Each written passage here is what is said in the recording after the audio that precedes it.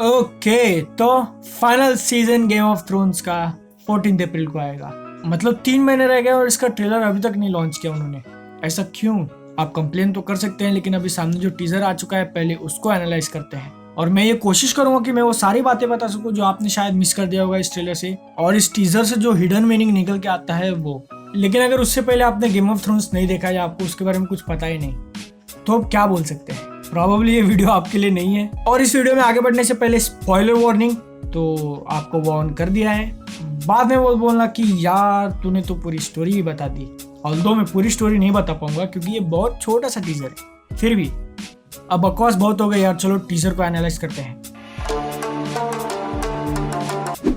तो इस टीजर के सारे जो फुटेज हैं वो विंटरफेल के नीचे जो क्रिप्ट हैं उसमें के हैं, जहाँ पे स्टार्क फैमिली के जो मेंबर्स हैं उनके गुजर जाने के बाद उनके स्टैचूज वहाँ पे लगाए जाते हैं। और इस टीजर में स्टार्क फैमिली के जो जिंदा मेंबर्स हैं उनको दिखाया गया है। वेल, आप बोल सकते हो कि जॉन स्नो स्टार्क थोड़ी है। वेल, वो पूरा स्टार्क नहीं है लेकिन आधा तो है। You are a Stark.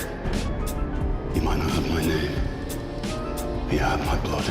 और जब स्टार्क्स की बात निकली गई है तो फिर इसमें ब्रायन कहाँ है? वेल, अगर आपको याद नहीं होगा तो सीजन 7 में उसने खुद बोला था कि वो अभी कोई स्टार्क नहीं रहा, वो अभी थर्ड आई रेवन बन गया है। शायद इसीलिए वो इस टीजर में ना हो, मे बी। लेकिन इस टीजर को सीरियसली लेने से पहले एक डाउट है कि हो सकता है ये सारे फुटेजेस सिर्फ मार्केटिंग के लिए हो, एक्चुअल सीजन में ये सारे सीन्स हो ही ना। ऐसा हो सकता है, फिर तो ये सब कुछ ब्रेक डाउन करने का और एक्सप्लेन करने का मतलब ही नहीं बनता। आई नो, लेकिन अगर ऐसा नहीं हो और इनमें से कुछ फुटेजेस एक्चुअल सीजन में हैं, तो फिर उनका क्या मतलब हो सकता है, आइए देखते हैं। टीजर शुरू होता है जॉन स्नो विंटरफेल के क्रिप्ट्स में चल के जा रहा है आगे। उसके बाद हमको सांसा और आर्या दोनों दिखते हैं, और जैसे जैसे वो चल के जा रहे हैं कुछ स्टार्क मेंबर्स के हमको स्टैचूज दिखाई देते हैं, और उनके साथ साथ उन्होंने जो डायलॉग्स बोले थे पिछले वाले सीजन्स में वो भी हमको सुनाई देते हैं। लेकिन ये जो किसी चिड़िया का पंख हमको दिखता है गिरता हुआ, सेम इसी से कुछ मिलता जुलता हमको फर्स्ट सीजन के फर्स्ट एपिसोड में दिखाया था कि रॉबर्ट बराथिन ने खुद वो लियाना स्टार्क के पुतले के हाथ में रखा था। अब ये वही सेम फेदर है जो इतने सालों तक वहीं पे रुका है। ऐसा हो भी सकता है, नहीं भी हो सकता, क्या बोल सकते हैं यार।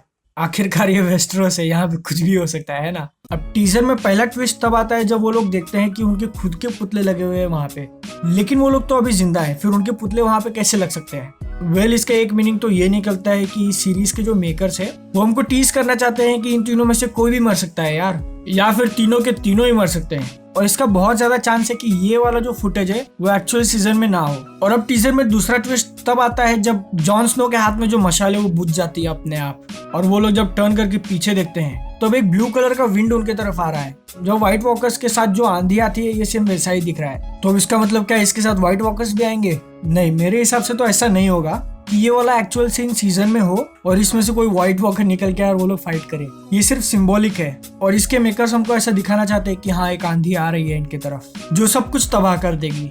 अब टीजर यहाँ पे खत्म हो जाता है और उसके साथ हमको फाइनल सीजन का डेट भी मिल जाता है। लेकिन चलो अब बात करते हैं इसके थ्योरीज की, क्योंकि वो गेम ऑफ थ्रोन्स ही कैसा अगर उसके ऊपर कोई थ्योरीज ना हो, है ना। तो सबसे पहली थ्योरी तो ये है कि विंटरफेल के नीचे जो क्रिप्ट है उसके अंदर कुछ तो ऐसा छुपा हुआ है जो नाइट किंग को चाहिए, और इसीलिए वो अपनी पूरी आर्मी लेके आ रहा है वो चीज लेने के लिए।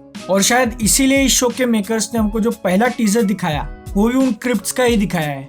गेम ऑफ थ्रोन्स के पहले 7 सीजन में हमको इन क्रिप्ट्स के बारे में कुछ नहीं बताया, और अचानक से उनको इतनी इंपॉर्टेंस, कुछ तो गड़बड़ है। क्योंकि व्हाइट वॉकर्स का जो नाइट किंग है उसके क्या इरादे हैं, उसको क्या चाहिए, हमको कुछ नहीं पता अभी तक। लेकिन मुझे पर्सनली ऐसा लगता है कि उसको सिर्फ एक शेड नहीं होगा, मतलब ये कि वो बुरा है तो सिर्फ बुरा ही है, वो सिर्फ मजे के लिए लोगों को मारता है। क्योंकि जॉर्ज आर मार्टिन जो कि सीजन के राइटर है वो ऐसे कैरेक्टर्स बहुत कम लिखते हैं, और खासकर तो तब जब वो कैरेक्टर पूरे सीजन का सबसे मेन हो। इसीलिए सीजन में हमको कुछ तो ऐसा शॉकिंग रेवलेशन मिलेगा, इसकी मुझे पूरी उम्मीद है, और वो शायद हमको मिलेगा विंटरफेल में ही।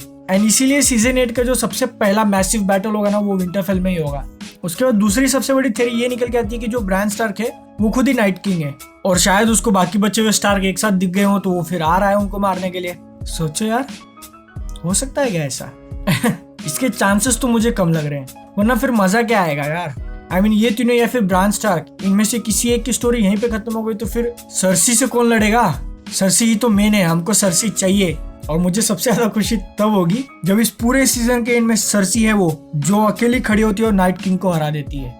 वाह क्या एंडिंग होगी वो। अब देखो ये बहुत छोटा सा टीजर था इसके ऊपर कंक्लूजन्स निकालने के लिए, इसलिए मैं यहीं रुक रहा हूँ, वरना फिर बोलने गया तो पता नहीं कितना बड़ा वीडियो बन जाएगा। और अगर आपके किसी दोस्त ने गेम ऑफ थ्रोन्स अभी तक नहीं दिखाया तो उसको जबरदस्ती एक जगह पे बिठा के दिखवाइए, बिकॉज अप्रैल इज कमिंग।